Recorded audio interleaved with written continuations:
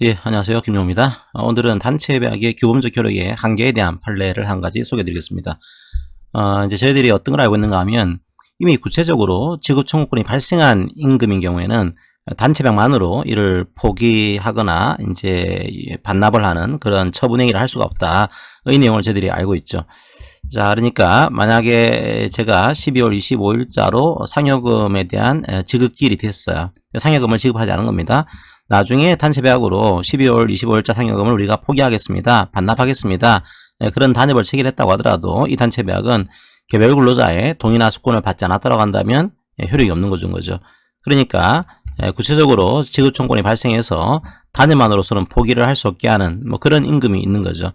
자, 그런데 과연 그 임금인지 여부를 어떻게 판단할 거냐? 자, 이게 문제가 된 사건이 하나 있습니다. 자, 이 내용을 제가 소개해 드리도록 하겠습니다. 자, 이제 어떤 회사와 노조가 있었고요. 근로자 반수 이상이 조합원으로 가입되는 그런 이제 노조입니다. 그러니까 이렇게 반수 이상이 가입됐다 이게 나오게 되면은 일반적인 효력 확장의 문제도 들어갈 수 있겠죠. 그다음 단체 배학으로서는 2급 이상은 노조 가입이 안 되는 것으로 지금 되어 있는 그런 상황이에요. 자, 이거는 이제 일반적인 효력 확장에 대한 사실관계를 보여주는 하나의 판례로, 하나의 내용으로 보시면 되겠습니다. 자, 이 회사가 이제 경기가 안 좋아졌어요. 어려워진 거죠. 어려워져서 단체 배학을 2018년도 3월 8일자로 체결했습니다. 자, 어떻게 했냐면, 이 경영난을 좀 타결하기 위해서, 자, 근로자의 급여와 근속 포상금을 반납한다. 이런 식의 이제 단체 배학을 체결했습니다. 자, 그런데 우리 회사의 임금 지급 날짜가 이게 3월 25일자예요. 급여에 대해서는. 그리고 근속보상금에 대해서는 5월 22일자로 지금 근속보상금이 지급되는 구조입니다.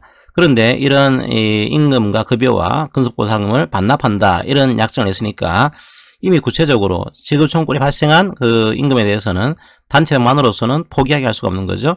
자, 그 경우에 이게 3월 8일자 이전에 지급돼야 될 급여까지는 단협이 있다고 하더라도 급여 지급을 해야 되는 것인지, 그리고 근속보상금도 마찬가지로 3월 8일 이전의 내용에 대해서는 이것들을 지급을 해야 되는 것인지, 아니면은 이 지급 날짜가 3월 25일자 그 다음에 5월 22일자인 거니까 단협을 체결한 다음에 지급 날짜가 있는 거죠. 이런 경우에는 단체 배학으로 포기를 하게 하는 것이 가능한지, 그러니까 과연 구체적으로 지급 청구권이 발생해서 포기를 할 수 없게 되는 임금인지 아닌지를 어떻게 판단할 거냐, 이게 지급 기일을 가지고 판단할 것인지, 자, 이게 문제가 된 그런 케이스예요.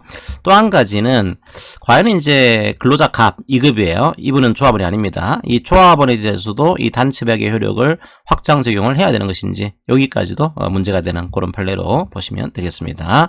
자, 두 가지의 내용을 다뤄드릴게요.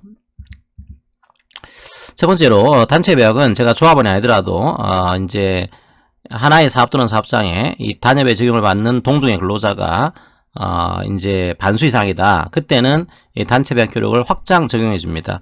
자, 그때 이 동종의 근로자가 하나의 단체 배학 적용을 받고 있어야 돼요. 그러면 하나의 단체 배학을 적용받는 근로자, 이게 뭘 얘기하는 거냐 이거죠. 자, 그때 우리 판례 입장은 하나의 단체 배학에 적용을 받는 근로자라는 것은 단체 배학의 본래적인 적용 대상자로서 단체 배학상의 적용 범위에 드는 자만을 일컫습니다. 무슨 말인가 하면, 자, 우리 회사가 만약에 상급 이하가 이제 그 조합원이다, 단임을 적용받는다 하게 되면 상급 이하를 기준으로 하게 됩니다. 그래서 이 상급 이하의 근로자의 반수 이상이 하나의 단체 배학을 적용받게 된 경우에 나머지 상급 이하에게도 이 단체 배학을 확장 적용한다, 이런 구조인 거죠. 아예 처음부터 단체 배학이 적용 대상이 아니에요. 즉 2급 이상은 노조원 자격이 없는 구조입니다. 따라서 2급 이상은 이제 동종의 근로자 혹은 하나의 단체 배학 적용을 받는 근로자에 해당되지가 않는 거죠. 자, 따라서 만약에 단협상으로 특별히 적용 범위를 한정하지 않았다고 한다면 전체 근로자가 되겠지만, 조합원 일부에게만 적용되는 것으로 한정을 했다고 한다면 그 일부 조합원이 이제 동종의 하나의 단체 배학 적용을 받는 근로자가 되게 됩니다. 따라서 이 케이스는 상급 이하, 2급 이상은 이제 하나의 단체 배학을 적용받는 근로자에 포함되지 않는 거죠. 이제 상급 이하만 되는 거니까 2급 이상인 갑은 이 단체 배학 적용을 받을 수가 없는, 즉 단체 배학 효력이 미치지 않는 이런 근로자로 이해를 하시면 되겠습니다. 자, 그 판례 내용이 하나가 있고요. 자, 두 번째로는 이제 이미 구체적으로 이게 지급 청구권이 발생한 임금은 근로자의 사적인 재산 영역으로 옮겨져 있는 겁니다. 그래서 근로자가 처분하는 거죠. 따라서 근로자로부터 개별적인 동의나 수권을 받지 않았다고 한다면 단연만으로서는 이에 대한 반환, 포기, 지급유예 같은 처분 행위를 할 수가 없어요. 이미 구체적으로 지급 청구이 발생했다. 그런데 아까 봤지만 3월 8일자로 합의를 한 겁니다. 그러면 3월 8일자 이전까지는 이제 계산을 일할 계산해서 반납을 하게 할 수 있는 것인지, 아니면 임금 지급 기일이 3월 25일자인 거니까 여전히 3월 달의 임금에 대해서는 단연만으로서도 이제 처분 행위를 할 수가 있는 것인지, 자, 요게 다퉈진 그런 사건이죠. 자, 우리 판례의 기본적인 내용은 이게 과연 단연만으로서 포기를 하게 할 수 없게 하는, 즉 이제 근로자의 개별적인 동의나 수권이 있어야 되는 그런 임금인지 여부는 지급 기일을 봅니다. 근로계약, 지역규칙 등에 정한 지급 기일이 도래하였는지를 기준으로 해서 판단하겠다, 이런 내용을 가지고 있는 거죠. 그러니까 이 케이스는 3월 25일자가 지급 기일이 되는 거니까 이미 구체적으로 지급 청구권이 발생한 임금이 아닌 겁니다.